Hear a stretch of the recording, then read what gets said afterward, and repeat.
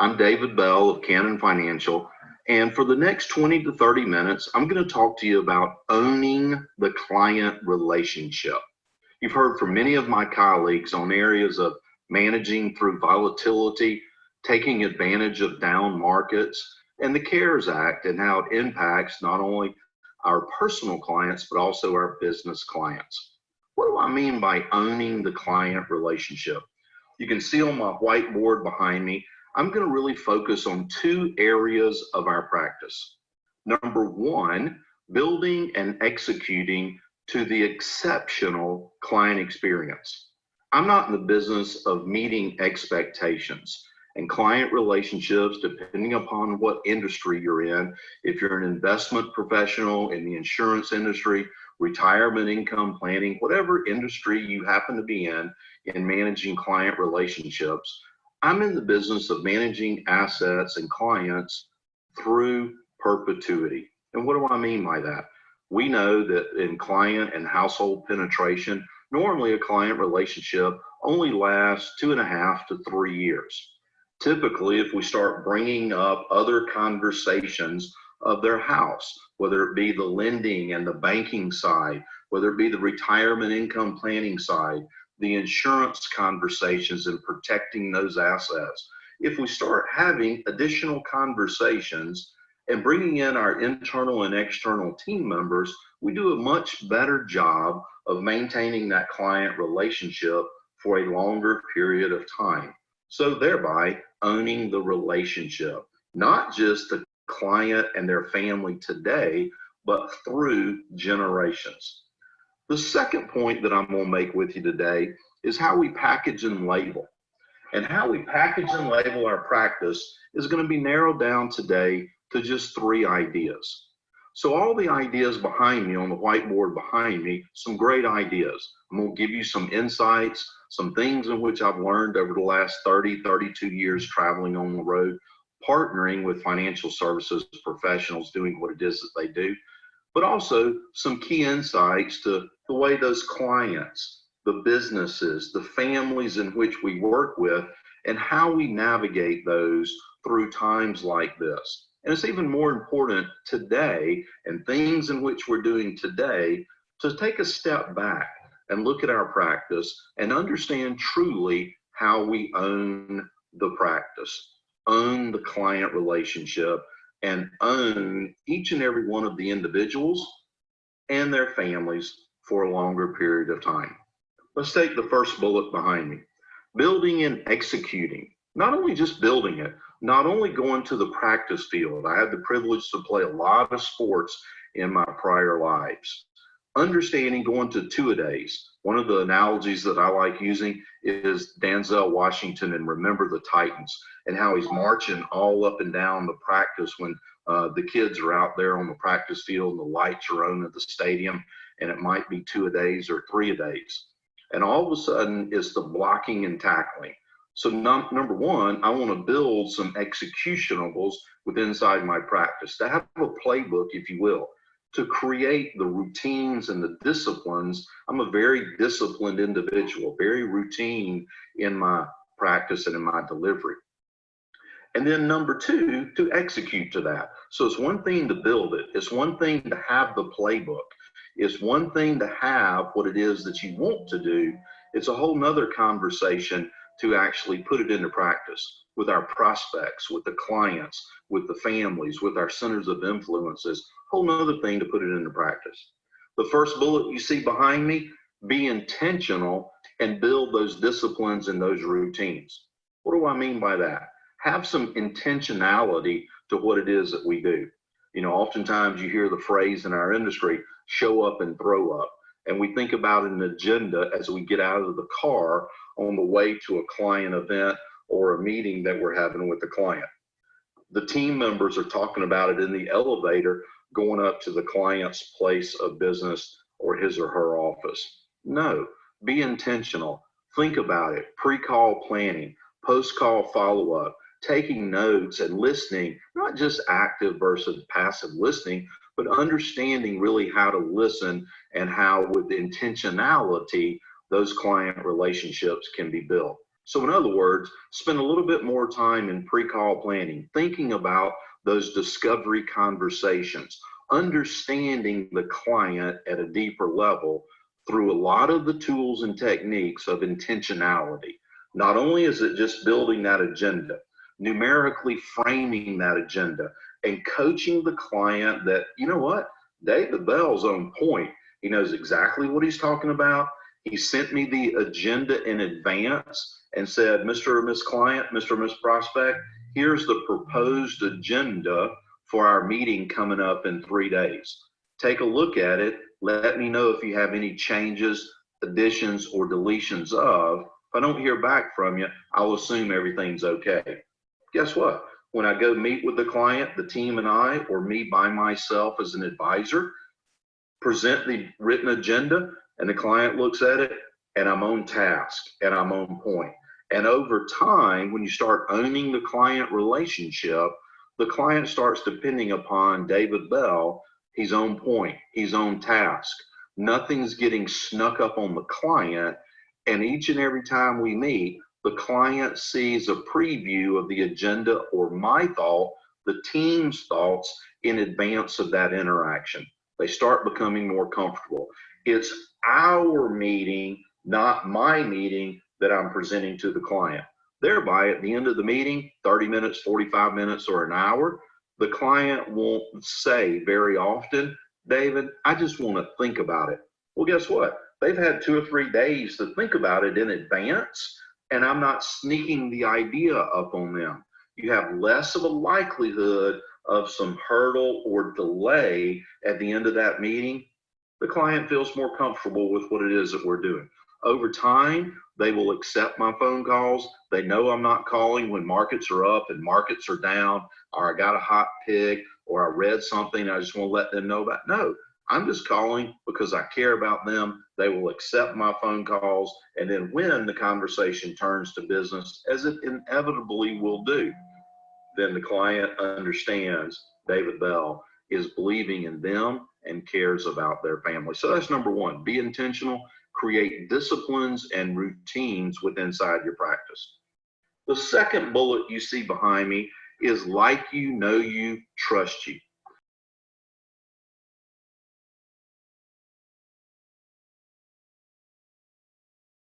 There's only 3 reasons why a client, prospect, as you just start introducing yourself to them, you just met them, regardless of what it is, there's only 3 reasons an individual will do business with you.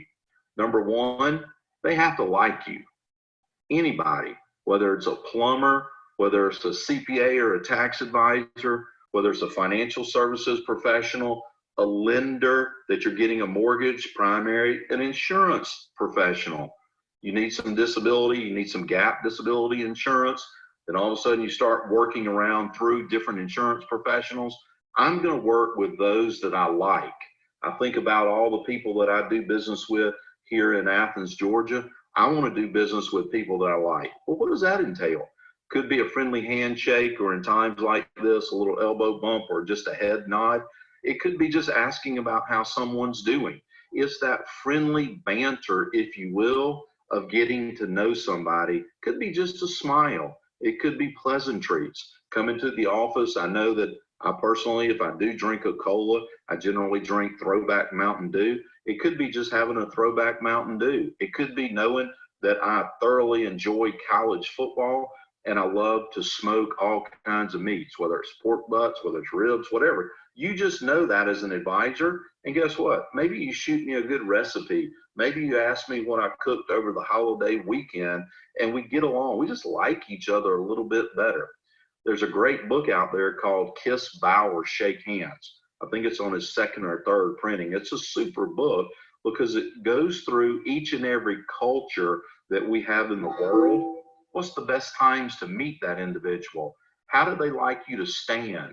Do they like touch or do they not like touch? How do they like to be verbally communicated to?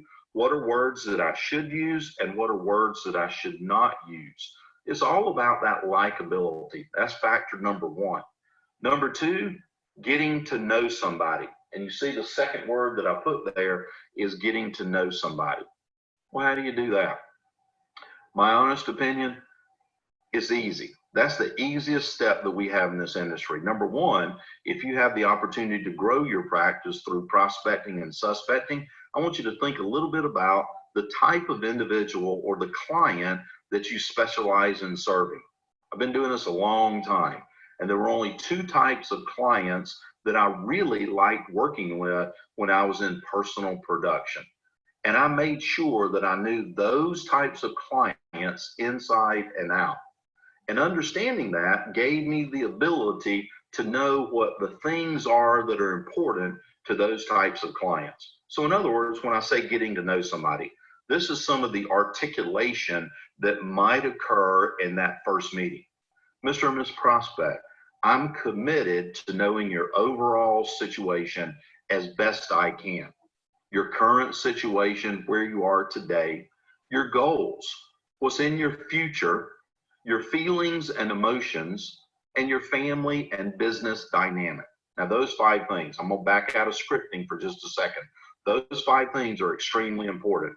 Your current situation, where you are today, assets, liabilities, balance sheet, financial net worth statement, your goals and goal-based planning, and I'm really setting up the planning process. What's in your future, and I always identified goals and futures to be a little bit different. Goals that are identified, you can track toward them, you can work toward them. Retirement income planning goals, educational planning goals, business succession planning goals, whatever it is, transition of assets to children or grandchildren, goals. What's in your future? Oftentimes, that's the unknown. My future might be different tomorrow. And what I want to commit to, Mr. and Ms. Client, Mr. and Ms. Prospect, I'm committed to knowing your overall situation as best I can. Current situation, goals, what's in your future, your feelings and emotions, and your family and business dynamic. In an effort, Mr. and Ms. Prospect, to tailor and customize the ideas, the suggestions, and alternatives that we might have to offer to you, to your family, or to your business. Now think about it. Let's pick that apart just a little bit. I'm committed to, I don't like the word job. I don't have a job. I have a role and responsibility. My role and responsibility and my commitment, Mr. and Ms. Prospect, is to know you better than anybody else. Oftentimes, Mr. and Ms. Prospect, better than your spouse, your partner, your significant other, your children, grandchildren, and definitely better than any other advisor. Committed to knowing you in 5 different areas: your current situation, your goals, what's in your future, your feelings and emotions, and family and business dynamic. In an effort, Mr. and Ms. Prospect, to tailor and customize the ideas, the suggestions, and alternatives that we might have to offer to you here at Cannon. Now, Mr. and Ms. Prospect, if I have the inability to know your situation as best I can, then we can only offer generic. And that's something that we don't do. And quite frankly, we shouldn't do that in our industry. Now, getting out of role playing. The minute that prospect hears that, they brought a transaction in. They asked me to do something. Somebody referred me to this client, and it really wasn't the best opportunity. Next thing you know, the client's going to hear that, and he or she's going to say, wow, that's really different, David. I understand it. What do you mean tailored and customized? Well, if they just bring this transaction in and they're unwilling to go into discovery, in other words, I can take a blank legal pad sitting right here. I can take this blank legal pad. It's not profiling, it's not interviewing, and it's dang sure not interrogations. I can take a blank legal pad and just start asking questions. And the analogy team that I will use is the old Price is Right game. When Bob Barker ran The Price is Right, the #1 game on the game show The Price is Right was Plinko. And the contestant would win a plastic chip. He or she goes up the stadium steps and they drop the chip and it drops down through the pegs. All right, nice and dandy. It lands in the bottom. maybe $10,000, maybe 2,500, maybe zero. Wah, wah, wah. Well, who knows what it's going to be? It's always by chance. Gosh, David, why are you even telling this story? Well, the purpose of that story is I want you to think like Plinko when we get into discovery. When the client hears me say, I need to get inside this, I need current situation, goals, future. Let me tell you a little bit about why. It helps me tailor and customize the ideas, just the conversation, the suggestions, where are we going from here? And then the alternatives. That's the product and the solution set. Great, no problem at all. Mr. and Ms. Client, all I gotta do is start asking questions. All I do is start asking questions. And the conversation is gonna go this way, and now I ask them more questions. And at the end of discovery, and I'm gonna say this, discovery is discovery. I shouldn't be presenting solutions with inside discovery. All of a sudden, the client gets to the end of the discovery conversation. Could be the first interaction, could be the second one, it doesn't really matter. Mr. and Ms. Prospect, Mr. and Ms. Client, it sounds like to me, based on what we talked about here, and when we talked about this here, these are our next steps. Well, guess what? How could the client say no to that if I allowed he or she to talk, if they responded as I asked good quality discovery questions? So that's what I mean by discovery and understanding the client, the like you, getting to know them and doing it the right way and genuine as it should be and needs to be, being interested in the client's situation. Then the last is trust. And all of us know our top tier client relationships out there, they ultimately trust us. And so what happens over time is 95% of what we talk about with those clients, personal, family vacations, where are you going to the mountains or to the beach or to Disney World or Disneyland, 5%, 10% is actually the business conversation. Most of our top tier relationships are like that. So that's the ultimate goal, is to identify the types of clients that you like working with. The ones that you like, they like you, build those relationships and solidify them. Those in times like we're going through right now today, those advisors that have done that, they're not losing client relationships. Matter of fact, they're gaining client relationships when times are rocky, when performance is up, performance is down, market is going haywire, financial services world's going haywire. Then those advisors that know how to do that, the advisors that truly know how to get to know somebody through the art and craft of discovery, the sale, and I'm gonna put that in quotations, the sale is made in the discovery conversation. The sale is not made in the presentation of a solution. If I do discovery the right way, the client or the prospect will sell themselves. The next bullet point I have is client segmentation and understanding client segmentation. And what I'm going to really talk about for just maybe a couple of minutes, I don't need to overthink it with you, is we have to segment our practice. We do at Cannon Financial, all the different firms around the world that we work with, we segment them. And obviously top tier, mid tier, low tier, it's not good, better, best. It doesn't matter to me how many client relationships you're working with. What I'm more concerned with are what are the contact strategies in each and every one of those segments. We have very specific contact strategies to our best clients at Cannon Financial. Our mid-tier clients, they get separate contact strategies, and our low-tier clients, they're not bad clients. They're great clients, quite frankly, but we just have different contact strategies. The situations are not as complex as maybe another client. Maybe they don't have the same needs. Tiering and understanding segmentation and doing it, if you don't have a system that does it for you, it can be on a legal pad. You can start somewhere. There's 20 or 25 different ways to segment relationships. Could be assets under management. It could be geographical location. It could be industry. It could be profitability. There are a number of different ways to segment a client relationship. The thought I want to leave you with is do it and stick to it. But when you segment the client, don't stop there. And it doesn't matter. Top tier, mid tier, low tier. Delta Airlines, diamond, platinum, gold, silver. Everybody segments. Every hotel that I know segments. Rental car segments. Everybody segments. Where I buy my bird seed for the birds, they segment their clients. So understanding that, there's nothing wrong with it. It helps you, the advisor, manage your practice better, and in theory and in practice, deliver what the minimum expectations are.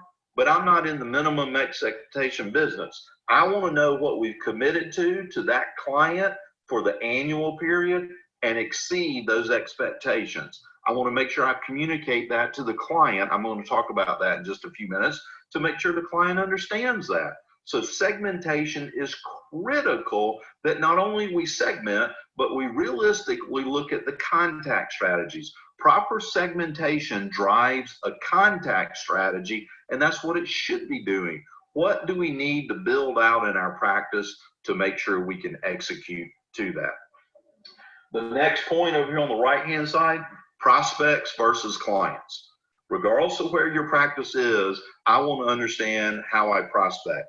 And you see the next bullet point is centers of influence. There's only 4 ways typically you can grow your business, if you will.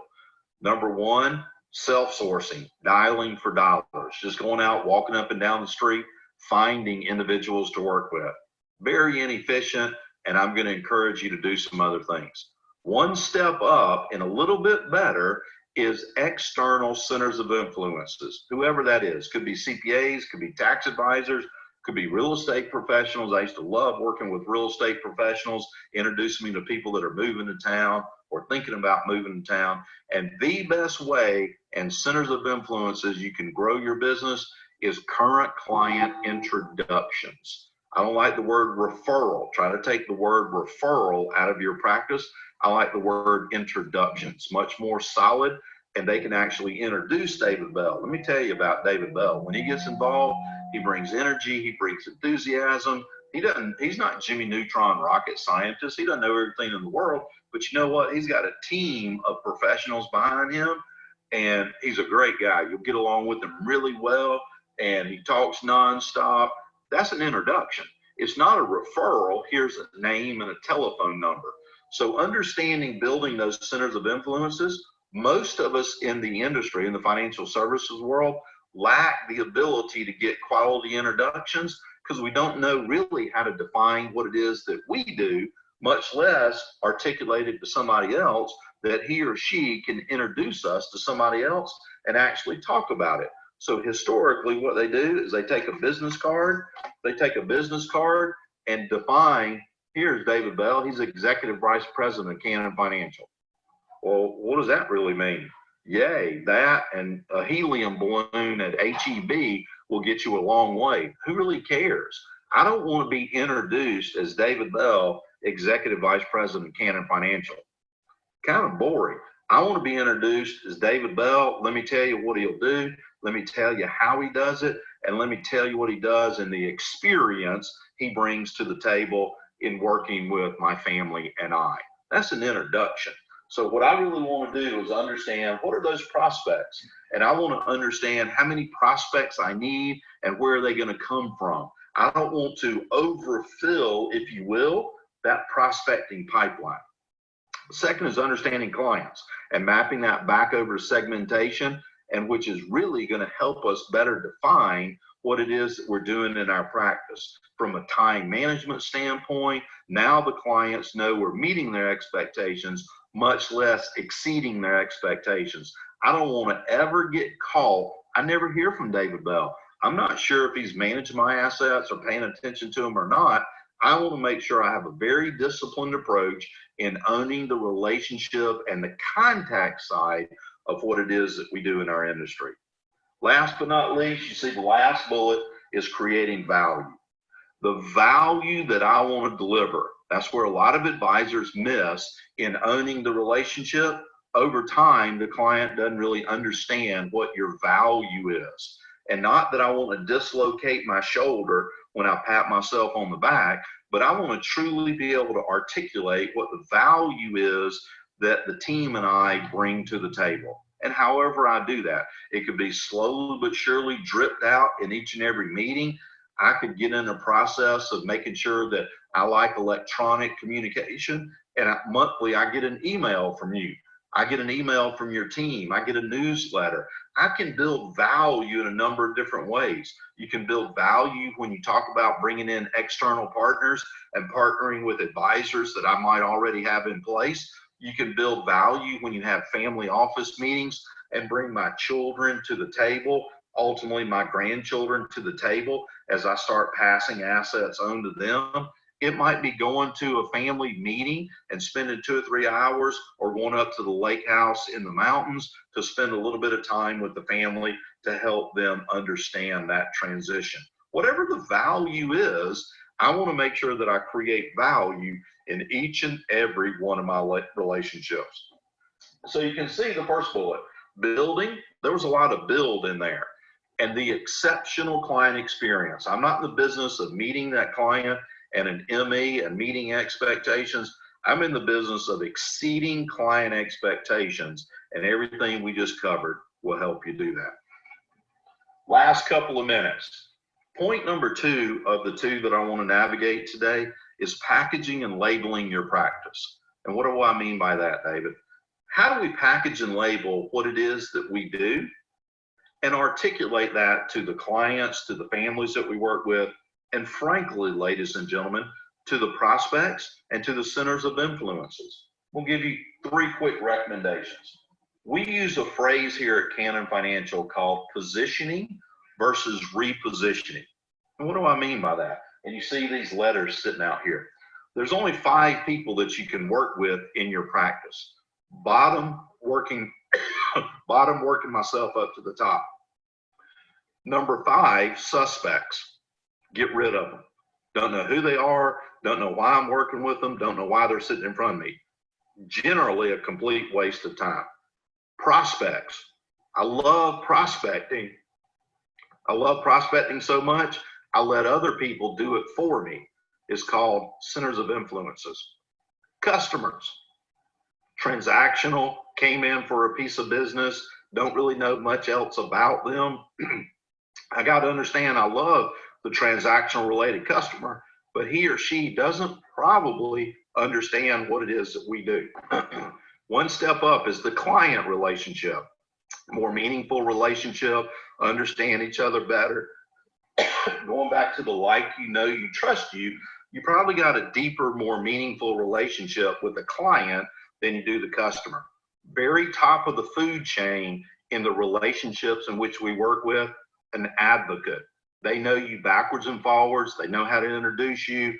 They bring you other people that look like them and their families and their businesses. They're your advocacies. And building those, extremely important in our business. So when I say positioning, that's the first conversation.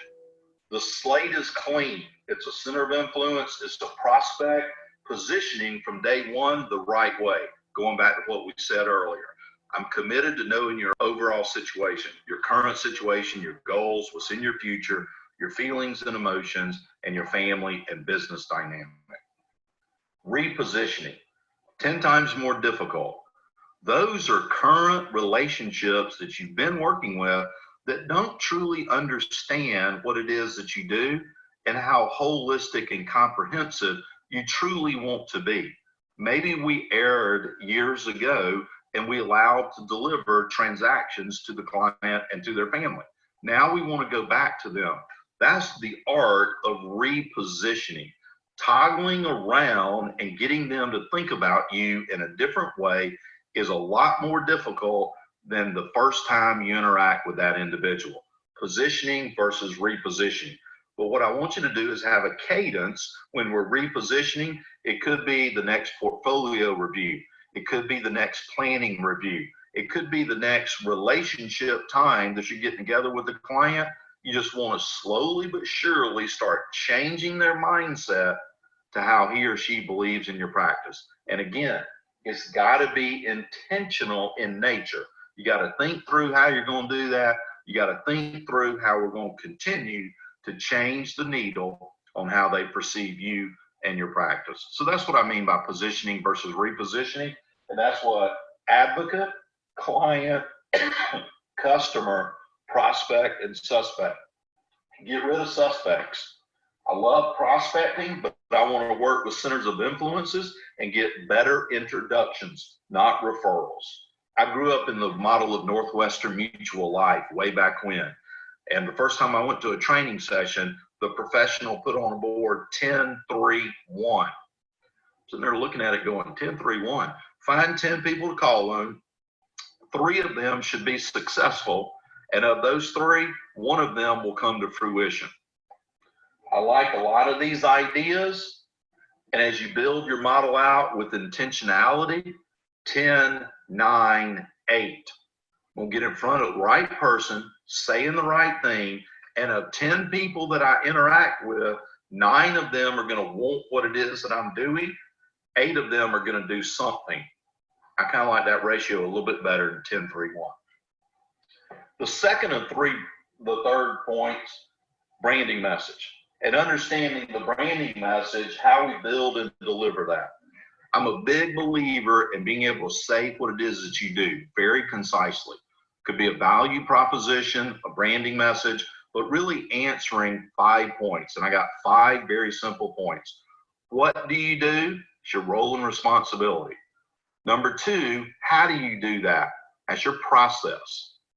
Number 3, what are the tools and resources that you have to do that? This is what you said you did, but what are the tools and resources? And not just your systems. Nobody really cares about that. Nobody really cares, well, we have Money Guide Pro. Well, so what? Here's what you say, internal and external team members. Let me talk to you about how we team and partner internally and externally. What are the resources that we can bring to bear? How do we partner with CPAs and tax advisors that you might already have and bring those ladies and gentlemen in? And then number 4, how do you commit to service? And what does that relationship truly look like? At a minimum, David, we're going to interact at least on an annual basis. Maximum, some of our clients, depending upon their complexity, they want us to meet with once a month. Depends on your complexity, David, and where that falls to how often we're going to interact. And then point number 5 that I really want you to think about is why David Bell? I need to build value on why and when the client selects me. Why do they select me? Let me tell you a little bit about what my role and responsibility has been in the financial services world and why I should be the one that you select. And I do a little bit of building up. This is why David Bell's in the industry. This is why my father was in the industry. My mother had some serious health issues. My dad was in the financial services world. He was a trust officer. And you know what? Let me tell you, this is why I'm in the industry, because I saw my mom go through some pretty serious issues, and my dad was in an industry of taking care of people. So the reason that I do what I do today, that's why I do what it is that I do. So point number 5 is, why you? And think through that. Why are you in our industry? Why are you doing what it is that you're doing? 5 points of a branding message. And the last of the 3 points under packaging and labeling, the relationship review. And this, really tying into owning the relationship, is even more important in times like we're in now. The relationship review. There's no product, there's no performance, there's no pricing discussed in it. The only thing it is discussing the relationship. It has 3 primary points. Point number 1 of the relationship review is let's review what we've been doing for the last 12 to 18 months. Here's how many times we met. Here's how many times we transferred and wired money to you. This is when your debit card didn't work. For some reason, you were overseas at on the Amalfi Coast, and we transferred and wired you some money. Here's when we closed on your secondary up in the mountains. Here's the things in which we've been able to accomplish. Some of our clients have out of sight, out of mind mentalities, and what have you done for me lately? In times like this is when we need to remind our clients of sometimes behind the scenes things that we've done and accomplished for them and their family. Point number 2 of the relationship review is, where are we today? And what I really want to do is assess. This isn't an informal survey that comes from corporate headquarters. It maybe is on a scale of 1 to 10. David, with 1 being unacceptable and 10 being the best, give the team and I a grade on how you feel that we're doing. About an 8, David. I really appreciate that, Mr. and Ms. Client. My commitment to you and your family over the next 12 to 18 months is to be a 10. What are we missing out on? In order to earn a 10, there must be some things that you feel like we're not doing for you and your family as well as we could. Mr. and Ms. Client, help me do a better job for you. What are we missing out on that we could do a little bit better job on? Is it when they come into the branch? Is it agendas? What is it? And what are we missing out on it? But we have to have the guts in our industry if we truly want to know how to own the relationship, is to get some quality feedback that's tangible that we can do a better job. So that's point number 2 of the relationship review. Where are we today? Point number 3 of the relationship review is where are we going? What does that relationship look like over the next 12 to 18 months? When are we going to meet? When are we going to interact? When should I be hearing from you? When do I want to hear from you? All those things is building in, whether it's a contact strategy that you already have in segmentation, whether it's a minimum or a maximum, whatever that is. Maybe it's just calendarized next 12 to 18 months. Here's when we're going to interact. I love electronic communication, so monthly I get an electronic newsletter. Whatever that is, building an annual plan for the client so he or she knows exactly what it is that you're doing in your practice. Has no product, is product agnostic, has nothing to do with product, but the relationship review is the 3rd tool in packaging and labeling. Number 1 was positioning and repositioning. Number 2 was that branding message and being able to articulate what, how, the tools and resources, how we commit to service that's beyond exceptional, and then last but not least, why you. And then the relationship review. All those advisors help own the relationship. And so what I want to encourage you to do is not only be intentional in your practice, like you, know you, trust you. Look at segmentation and understand segmentation. Understand and identify the centers of influences that you're working with in your market. And understand building value. And what is your true core value that you bring to the table for the client, for their families, and for their business? And then second, how do you package and label and deliver that? And understanding really the clients that are advocates, the ones that are clients and truly clients, customers that were transactional, they're awesome, they might need to be elevated to a client, and understanding my prospecting plan and how many prospects I want to put into that prospecting hopper on a monthly or annual basis. Get rid of suspecting. Don't know them, they don't know me. Oftentimes it's that 10-3-1 model. Own the relationship, not just in times like we're in today when we're sitting in our homes and our home offices, but all the client relationships that we have, managing them into perpetuity through not only today's world, the financial crisis years ago, or tomorrow when the markets continue to go up and down and things happen. Owning the client relationship. Thank you for joining me today. I wish much success to you, to your practices, to your businesses, and be sure to come back for our next edition of Connecting with Purpose with my colleague, Clark Brown, speaking on resiliency and bouncing forward. Thank you very much for joining me, and we'll talk to you soon.